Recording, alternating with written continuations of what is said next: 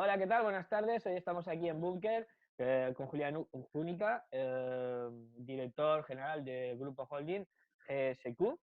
Bonjour Julián, ça va? Ça va bien et vous, Juan? Ça va, ça va. Ici, merci pour votre accueil dans Je ces vous en périodes. prie, avec plaisir. Voilà. Bon, on vient vous voir pour que vous nous expliquiez un petit peu qu'est-ce que c'est GCK Holding. JCK Holding, C'est GCK oui, Holding. Voilà.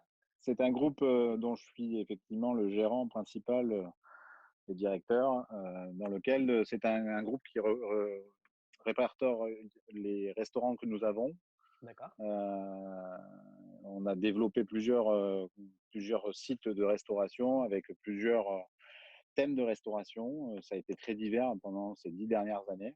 Mhm. On fait aussi pas mal de consulting en restauration.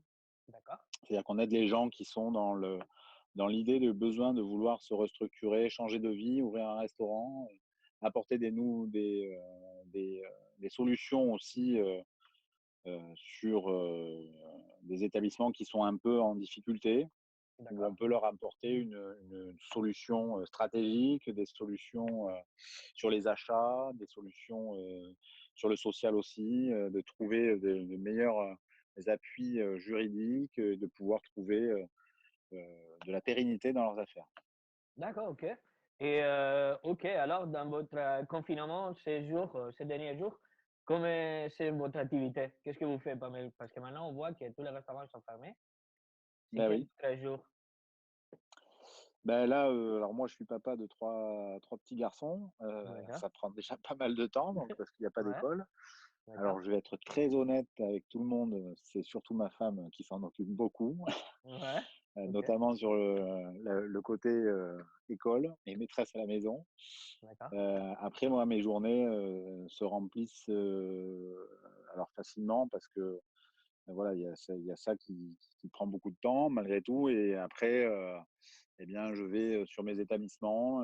Je suis en contact permanent aussi avec le syndicat de l'hôtellerie et qui s'appelle l'UMIH à Mhm, Bordeaux, dont je mhm, fais partie du bureau aussi, et où on échange beaucoup sur les éventuels gestes barrières qui vont occuper notre temps dans les premières dates d'ouverture que nous allons recevoir, j'espère bientôt. d'accord. Voilà, c'est un échange qui permet de travailler aussi avec la municipalité de Bordeaux Mhm. et qui nous permet voilà, d'échanger avec à la fois les institutionnels et aussi les adhérents du syndicat. D'accord, ok. Parce que dans la situation qu'on est, quelle vision il peut nous donner quelqu'un comme vous qui a plusieurs restaurants? Comment vous le voyez à l'avenir? Comment vous voyez les chemins qu'on est en train de faire, de confinement? Bah, Euh, le déconfinement, c'est alors nous, en tant que restaurant, mhm, il y a une chose un peu positive, entre parenthèses, par rapport à l'ouverture de l'ensemble des autres établissements, c'est mhm, qu'on va avoir un peu plus de temps aussi pour regarder comment ça se passe, comment les gens réagissent, mhm, ce que le gouvernement va décider dans les semaines à venir après cette date de déconfinement. mhm, Chacun s'adapte un peu comme il le veut. Ce que je veux dire, c'est que je comprends qu'il y en ait qui veulent faire de, de l'emporter, qui essayent de sauver les meubles. Nous sommes un groupe avec des directeurs d'exploitation, avec des gens qui dirigent nos établissements. On est les gestionnaires de nos établissements. C'est plus difficile pour nous d'essayer de sauver le bateau quand on en a plusieurs, quoi. On ne peut pas être d'accord, partout. ok. Voilà. Après, ben, on va voir comment ça va se passer, là, ce déconfinement. Ça va être la principale occupation là, pour nous dans un premier temps. Et votre question était de savoir si nous, on allait bien le vivre et quel allait être l'avenir de la restauration, entre parenthèses, Mhm, au déconfinement. Très sincèrement, euh, alors je pense que ça va être au niveau des chiffres d'affaires, au maximum, on arrivera à atteindre les 30 à 40% de nos chiffres d'affaires. Ça, c'est le d'accord, maximum qu'on pourra atteindre. d'accord, Mais tout en sachant que ça, c'est vraiment une virgule et un curseur qui me manque, c'est que je ne sais pas quel est l'esprit psychologique de chacun de nos clients et qu'est-ce qu'ils vont prendre comme décision? Est-ce qu'ils vont vouloir revenir dans nos établissements, partager du temps, la convivialité? Nous, on Mmh. a des établissements aussi festifs qui Mmh. permettent aux gens de venir boire un verre, manger des quelques tapas, Mmh. danser, s'amuser, partager. Mmh. Et ça, je ne sais pas aujourd'hui quelle va être la réaction des gens. Donc, je pense que faut compter que 2020, déjà, c'est une année à effacer de nos comptes, à effacer de nos idées, à effacer de nos références D'accord. en termes de fréquentation. C'est un moment très, très, très difficile malgré tout à vivre hein, pour beaucoup de restaurateurs. Ouais, ouais. Parce que nous, c'est clair que depuis un mois et demi fermé, on a envie de sortir, de s'amuser, aller des bars, aller des restaurants. Mais est-ce que dans votre côté, l'État y a mis des moyens pour que vous pouvez rester avec la tête dehors de l'eau? Parce qu'en ce cas, qui Alors, représente 40%, est-ce qu'on a des ouais. solutions? Mais alors, les solutions qui ont été apportées par l'État, alors il y a deux choses principales qui ont été apportées. C'est le PGE, donc le prêt garanti par l'État, Mhm. garanti par une BPI à hauteur de 90%, et ensuite la prise en charge du chômage partiel. Ça, ce D'accord. sont les deux choses les plus, qui ont été mises par le gouvernement en place. Bon, le PGE, il ne faut pas oublier une chose, c'est que c'est un prêt que chacun d'entre nous va contracter et cet argent, il faudra le rembourser. C'est clair. Si vous êtes un bon gestionnaire d'entreprise, vous allez utiliser ce PGE pour pouvoir être là pour de la trésorerie actuellement et notamment pour payer les salaires qui sont des avances, parce que c'est à vous en tant que restaurateur de payer les salaires et de vous les faire rembourser par les institutionnels. Mhm. Si vous n'effectuez que cette manipulation avec cet argent, vous êtes censé pouvoir rendre cet argent à l'issue. D'accord. Sauf que aujourd'hui, ce qui n'est pas pris en compte, c'est une grosse partie, enfin, c'est la totalité des charges fixes Mhm. de de nos établissements, même si aujourd'hui, on a eu la bonne nouvelle d'avoir l'annulation des charges sociales depuis le début de la crise jusqu'à la prochaine ouverture de nos établissements, une annulation totale des charges fixes. Mais ce qui est normal parce qu'on n'a pas de chiffre d'affaires, on n'a pas de possibilité d'ouverture et qu'on a une fermeture administrative nationale. D'accord.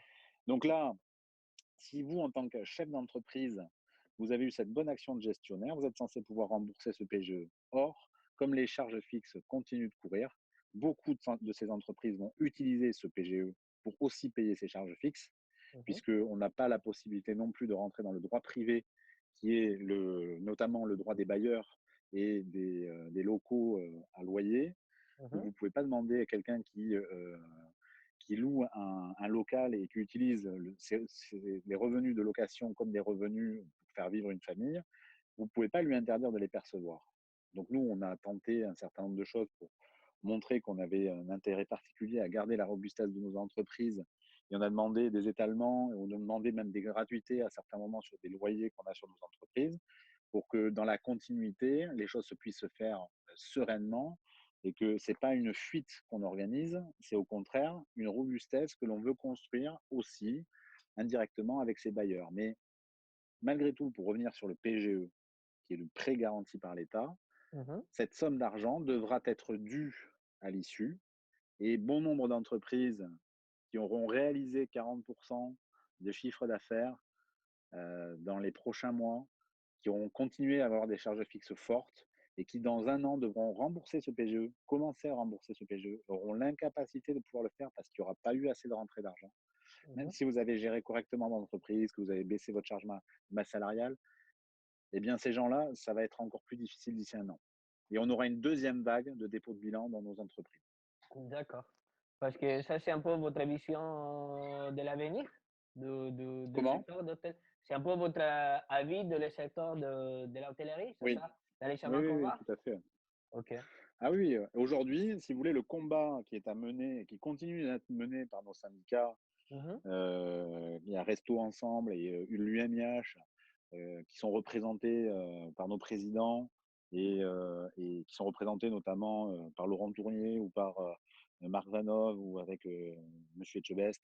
Mhm. Voilà, tous ces gens se battent aujourd'hui pour que les assurances de nos exploitations prennent en partie la perte d'exploitation pour que l'on puisse avoir le gain de cause et être remboursé, notamment pour pouvoir participer Mhm. au paiement des charges fixes. Oui, parce que maintenant, on paye beaucoup de frais d'assurance, mais dans une situation comme celui qui a, on va dire que c'est un problème de force majeure, les Oui, assurances, ils ne viennent pas vers vous pour dire on va te donner des solutions comme il a fait l'État ou les banques. tout à fait.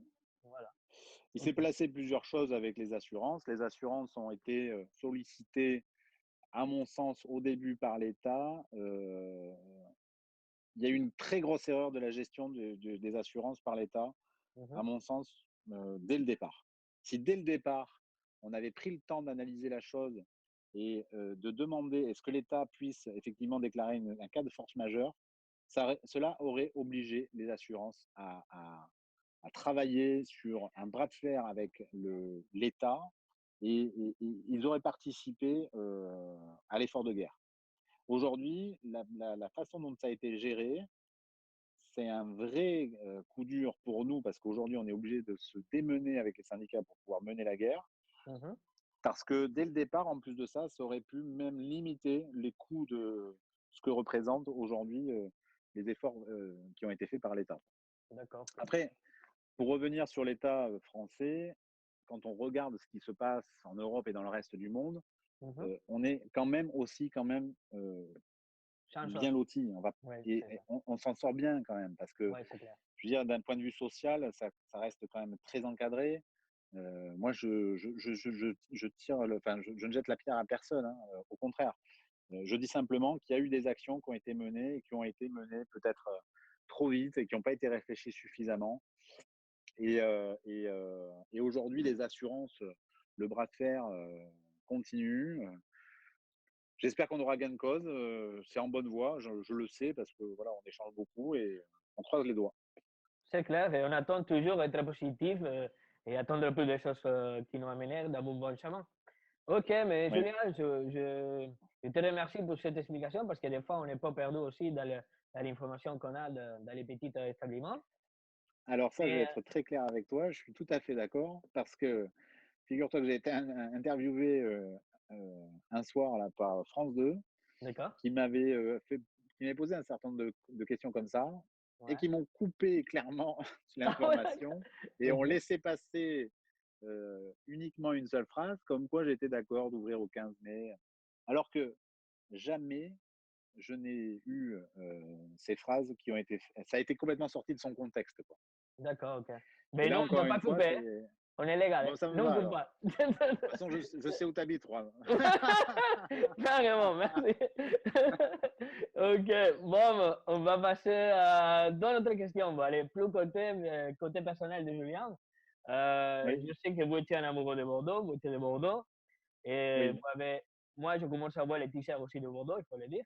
Mais c'est quel quartier le plus sympa que vous recommandez pour aller visiter? Ah, moi, je suis natif de Bordeaux et après, ça fait plus de 20 ans que j'exerce, notamment sur des structures qu'on a dans notre filière métier, dans le quartier Saint-Pierre. D'accord, ok. Voilà, qui est un quartier très vivant, où il y a beaucoup de restaurants, beaucoup de bars.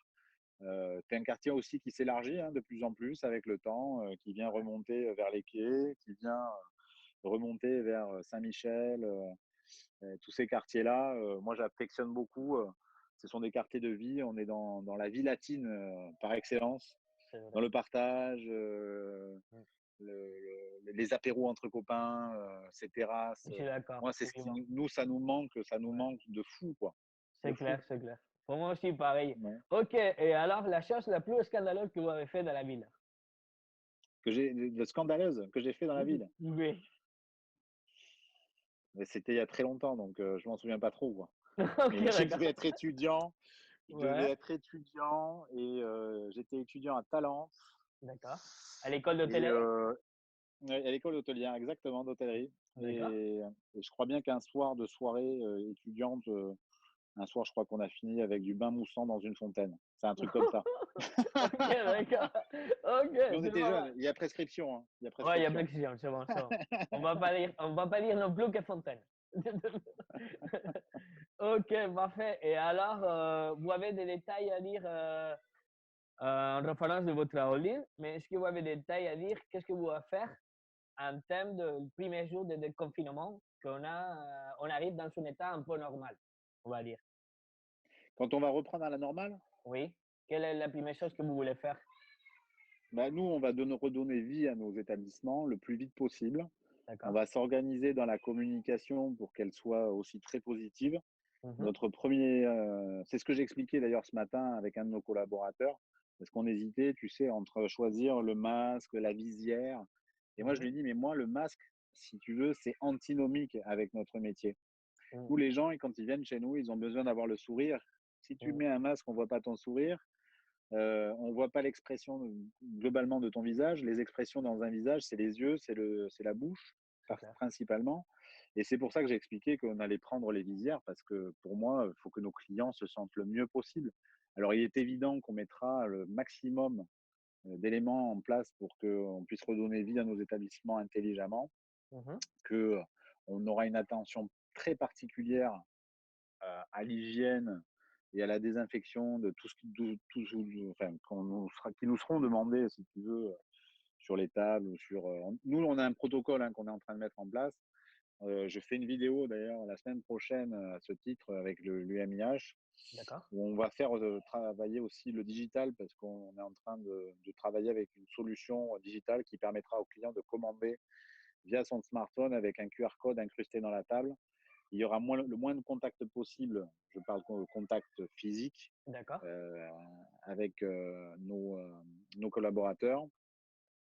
Tu vois, par exemple, on a prévu que les toilettes, on ait une dame pipi qui soit là et qui désinfecte à chaque passage Mhm, les toilettes pour que les clients, pareil, soient dans des endroits complètement nettoyés, désinfectés. d'accord. Voilà, plein de petites choses qu'on va mettre en place.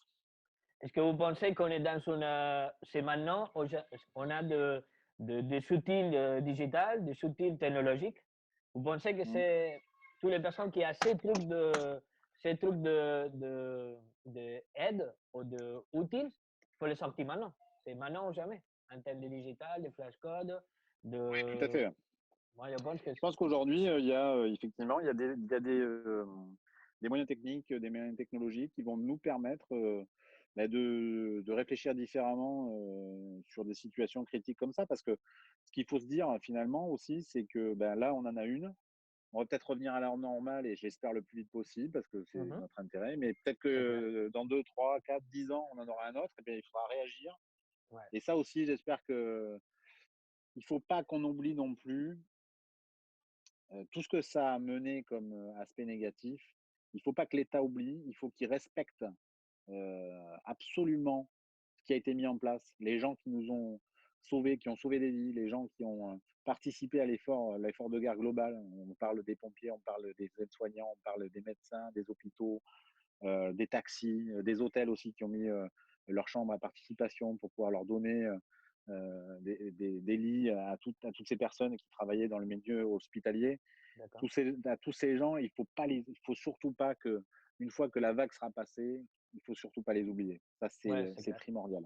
C'est clair, c'est clair. Si on avait aussi Et nous, et nous, et nous, effectivement, eh bien, on devrait avoir des solutions bis qui fera comme tu sais, un plan, le plan Vigipirate. Eh ben, nous, on fera le plan Vigicovid et on sera déjà armé pour pouvoir ouais, réceptionner nos clients et puis dire voilà, ben, parce qu'on se dit finalement, c'est ouais, peut-être que le premier ouais, c'est qu'on clair, va vivre, c'est clair. même si c'est historique. Hein. Moi, je pense qu'on est entré déjà dans les livres d'histoire, hein. Ça, c'est clair, hein. Ah ben c'est sûr, mais Ça, c'est c'est clair. évident, Ouais, ouais, ouais. parce que ça n'est jamais arrivé. Le confinement, hein, je parle pas Mhm. de la pandémie. Des pandémies, il y en a eu historiquement parlant, mais le Mais confinement, c'est historique. on a arrêté Moi, je le vois vraiment. Ouais, avec les enfants, tu sais, les enfants, ils font preuve d'une résilience, d'une tempérance extraordinaire aussi, ouais, même s'ils sont enfermés. Je le vois. Alors, il y a des moments où il y a des agacements, mais on a tous, de tout à chacun, subi ce confinement de manière différente. Mais il ne faut pas oublier ce qu'on a pu retirer de ça. On ouais. a vu la nature aussi reprendre vie sur certains endroits touristiques Mhm. où l'eau redevenait bleue, C'est où vrai, on revoyait de la végétation pousser.